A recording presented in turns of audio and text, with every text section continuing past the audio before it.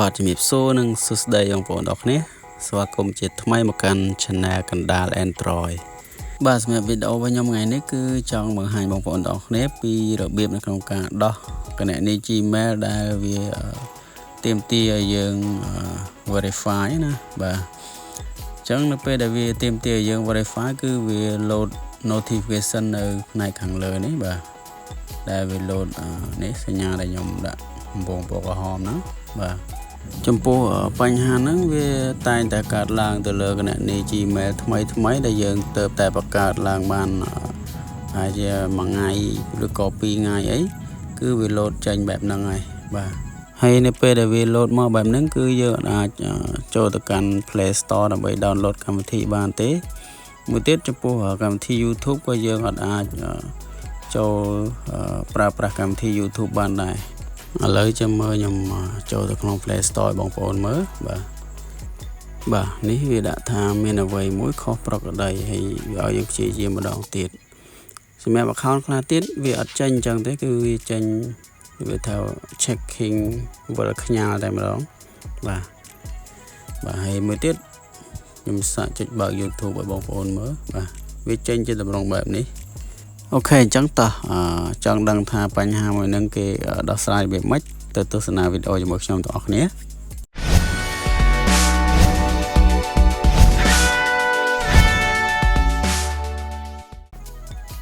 បាទអញ្ចឹងជំហានដំបូងយើងអូសរបាខាងលើហ្នឹងមកហើយចុចទៅលើពាក្យថាតម្រូវឲ្យមានសកម្មភាពគណនីហ្នឹងមកបាទវាចេញជាទម្រង់បែបនេះ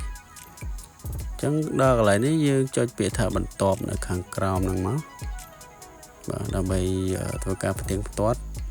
ថាយើងគឺជាមនុស្សមិនមែនជា robot អ្នកបង្កើត account Gmail ហ្នឹងទេបាទ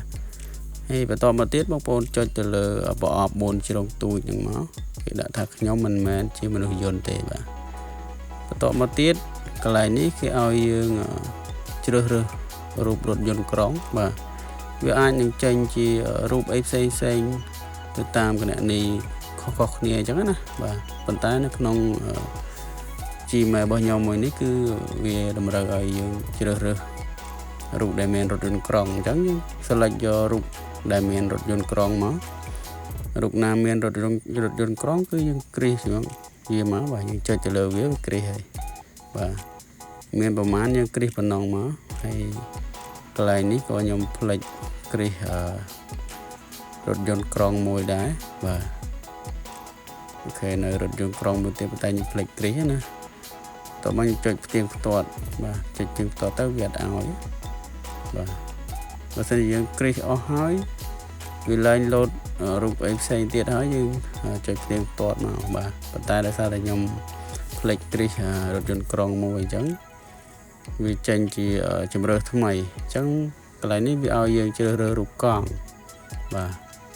នេះដូរជម្រើសឲ្យយើងណាបាទអញ្ចឹងយើងគ្រីសរូបកង់មកបាទរូបណាដែលមានកង់គឺយើងគ្រីសមកបាទគ្រីសហើយវាឈប់លោតរូបដែលមានរូបកង់ទៀតហើយយើងចុចផ្ទៀងផ្ទាត់មកបាទអូខេចុចផ្ទៀងផ្ទាត់បាទឥឡូវវាលោតសញ្ញាគ្រីសអញ្ចឹងបានន័យថារូបដែលយើងជ្រើសរើសមិញគឺត្រឹមត្រូវហើយបន្តមកទៀតយើងចុចពាក្យថាបន្ទាប់នៅខាងក្រោមពណ៌ខៀវហ្នឹងមកបាទមកដល់កន្លែងនេះគឺយើងត្រូវវាយបញ្ចូល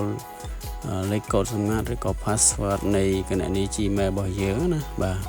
កន្លែងហ្នឹងបើសិនជាយើងភ្លេច password ឬក៏លេខកូដសម្ងាត់ email របស់យើងគឺចប់ហើយបាទប៉ុន្តែបើសិនជាគណនីយើងទៅតែបង្កើតបានមួយថ្ងៃ2ថ្ងៃទេខ្ញុំជឿជាក់ថាបងប្អូនយើងបង្កើតទៅចាំហើយបាទអញ្ចឹងយើងវាយលេខកូដសម្ងាត់ឬក៏ password Gmail របស់យើងមកបាទអូខេខ្ញុំវាយ password email របស់ខ្ញុំសិនបាទឥឡូវខ្ញុំ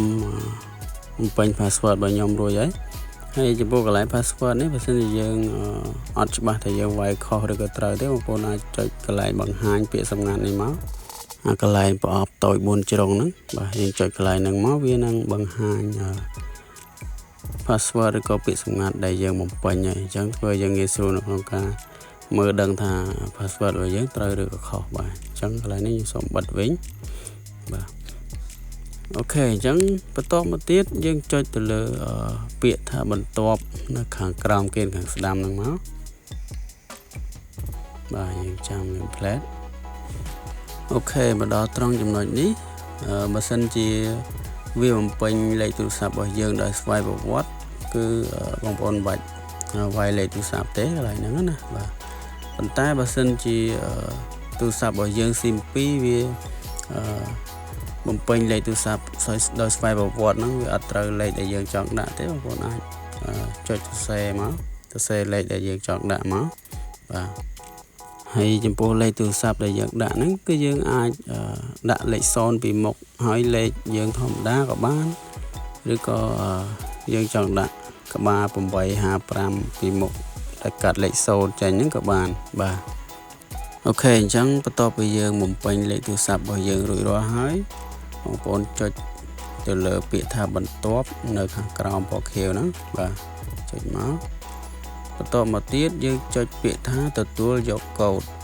បាទនៅខាងស្ដាំដៃហ្នឹងចុចមកអូខេបន្តមកទៀតវានឹងផ្ញើលេខកូដផ្ទៀងផ្ទាត់6ខ្ទង់ហើយវានឹងបំពេញខ្លួនវាដោយស្វ័យប្រវត្តិបាទហើយតែប៉ុណ្្នឹងទេគឺរួចជាការស្រេចតែម្ដងបាទឥឡូវយើងអូសរបាលខាងលើមើលថាវានៅលោតឲ្យបញ្ជាក់សកម្មភាពគណនីទៀតអត់បាទឥឡូវគឺវាបាត់ហើយបាទអញ្ចឹងបន្តមកទៀតយើង clear កម្មវិធីឲ្យអស់មកកម្មវិធីដែលយើងបានបើកហ្នឹងយើង clear ឲ្យអស់ហើយយើងសាកចូលទៅក្នុង Play Store បាទអូខេ Play Store ឥឡូវយើងអាចបើកបានវិញហើយបើ load ជាកម្មវិធីឲ្យយើង download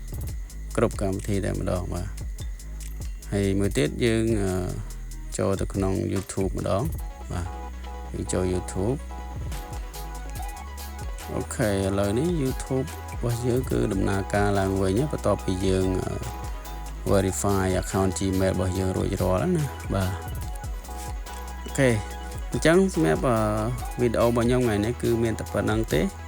ហើយបើសិនជាបងប្អូនមានជាចម្ងល់អត់យល់តាមអត់ទាន់ត្រង់ចំណុចណាមួយបងប្អូនអាច comment សួរនៅខាងក្រោមវីដេអូបានហើយយើងនឹងជួបគ្នានៅវីដេអូក្រោយៗទៀត